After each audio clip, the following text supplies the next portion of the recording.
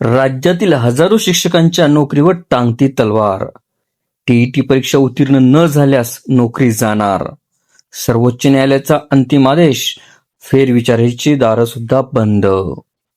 राज्यातील 1ली ते 8वी पर्यंत शिकवणाऱ्या शिक्षकांसाठी ही एक अत्यंत गंभीर आणि महत्त्वाची बातमी आहे. ज्या शिक्षकांचा 5 वर्षांहून अधिक सेवाकाळ शिल्लक आहे अशा शिक्षकांना टीईटी परीक्षा उत्तीर्ण करण्यासाठी 31 ऑगस्ट 2026 पर्यंतची अंतिम मुदत ही देण्यात आली आहे. ही मुदत सर्वोच्च न्यायालयाने 1 सप्टेंबर 2025 रोजी दिलेल्या आदेशानुसार निश्चित करण्यात आली आहे. या निर्णयाविरोधात फेरविचार याचिका सुद्धा दाखल करता येणार नाही असा स्पष्ट अभिप्राय विधी व न्याय विभागाने दिला आहे.